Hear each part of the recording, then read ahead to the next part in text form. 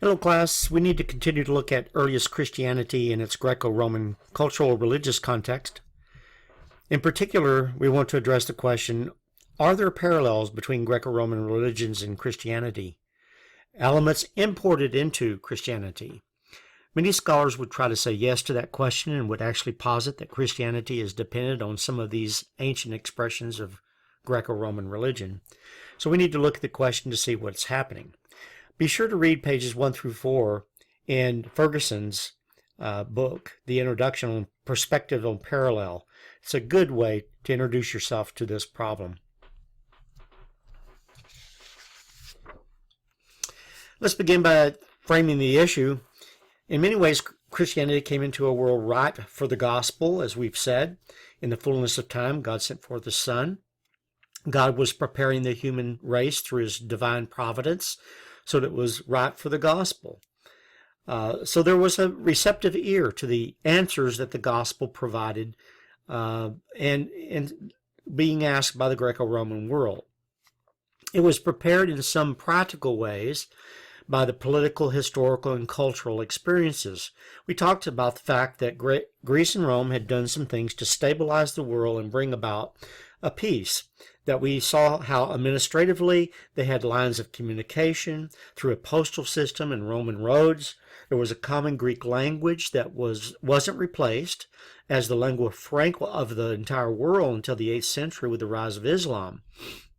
But we also mentioned that in particular it was providentially prepared by the religious and ideological climate of both Judaism and Greco-Roman religious worlds that made for the receptivity of the gospel.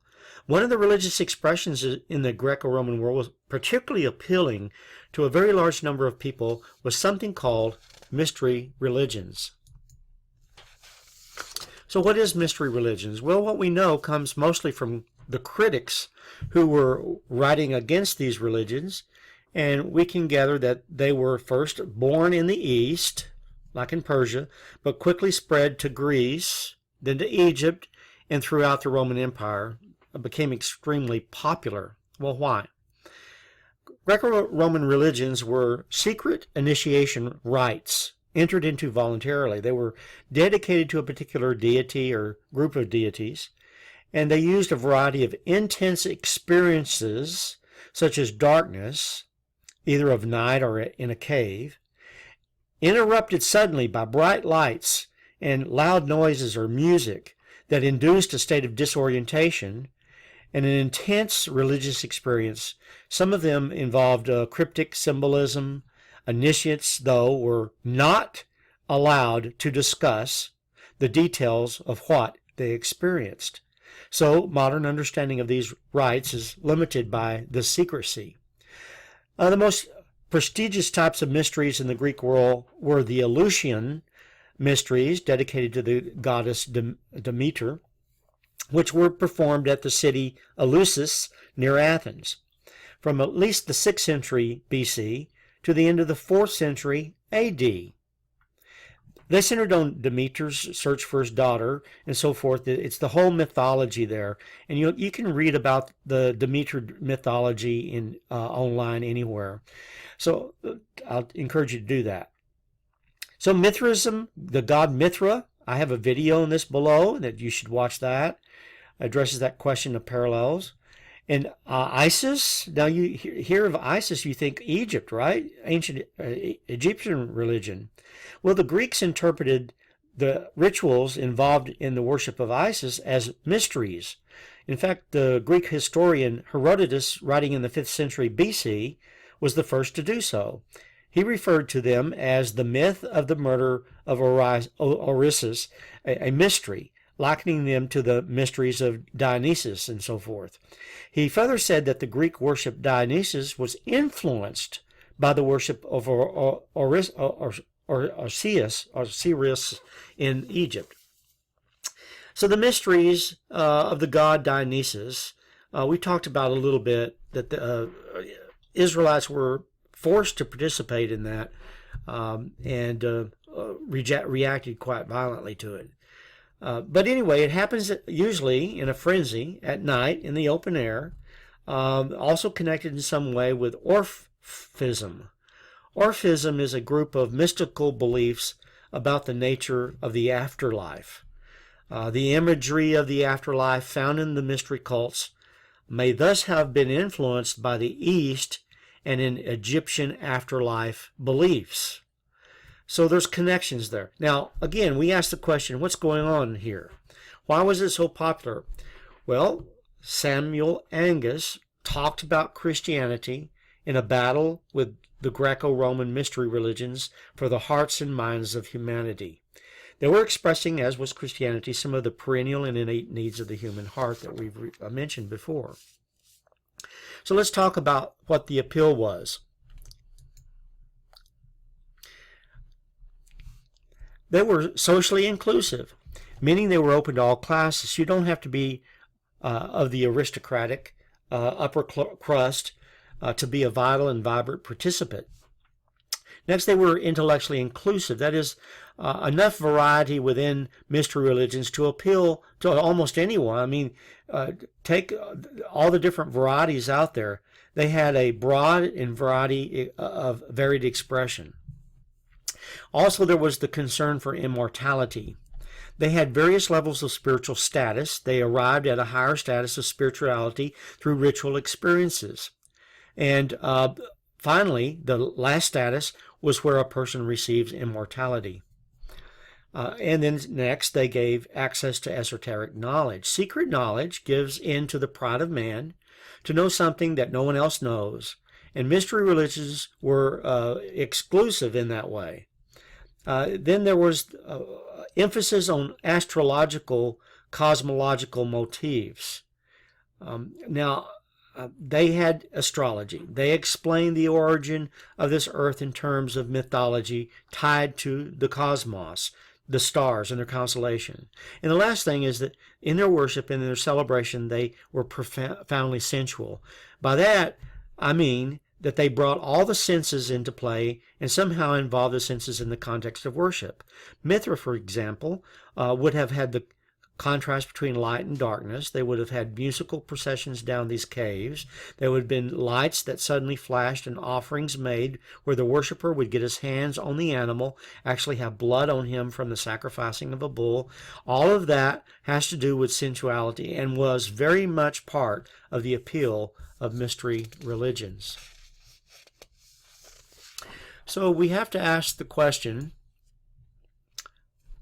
what are the human needs and instincts behind the appeal factors that are, and are they legitimate? Okay, did Christianity address any of these needs, these instincts? And if so, how? And how were the answers and responses of Christianity different than what was being offered in other ancient religions, particularly mystery religions? So some of the characteristics, we look at these. I think you're going to be surprised at some of the parallels. All right, so mystery religions were a mystery of redemption. That is, they were, but what do we mean by redemption, first of all? Apollousis, the Greek word, means to release or set free, usually from bondage. And you can remember the quote from Samuel Angus on the previous lecture that we have to remember that the great burdens of the worshiper that they tried to lay down at these ancient pagan sites. Remember, they believed they were in bondage to the forces and influences of the gods and of demonic powers. So mystery religions provided a way out, a promise of release from these powers controlling their lives. Now, Christianity also focused on redemption, but had a different way of doing that, of course, a different answer, different content. In him we have redemption through his blood, the forgiveness of our trespasses, according to the riches of his grace. And there's also then next the system of gnosis. This idea of gnosis, the word gnosis is used all through the New Testament. Yes, there is knowledge, and there's knowing him, and there's also the mystery, the mysterion that's used in the New Testament, but these have totally different meanings in the New Testament than they did in the mystery religions and the writings of those mystery religions that have come down to us in the Nag Hammadi library, and we'll talk about that in the next lecture on Gnosticism. Way back into the Persian religion was this idea that there was a knowledge, not only secret, erudite, select, but also gnosis that brought revelation. Revelation that brought a spiritual exaltation, a revelation or anything that promises to the average person a track to secret knowledge that will benefit him or her personally. No doubt is going to have a wide-scale appeal. And there was a religion of a sacramental drama. It's where all the senses get caught up and involved in the worship. The worshiper could be involved in enacting the mythology of their god. He or she could become not just an observer, but a participant in this sacramental ritual. And then again, it was also eschatological. What do I mean by that? Well, in the sense that it looked at the course of a person's life and saw it compartmentalized into this age and the age to come. So you might say they were forward-looking in their teachings. That is, they were looking to the events that would happen to consummate the end of this age. Now here I'm using some similar language to that of Old Testament prophets, with the obvious difference in content with those of 8th century BC prophets like Isaiah. But the fact is that this forward-looking prospect of life at the end of the age was something mystery religions were involved in.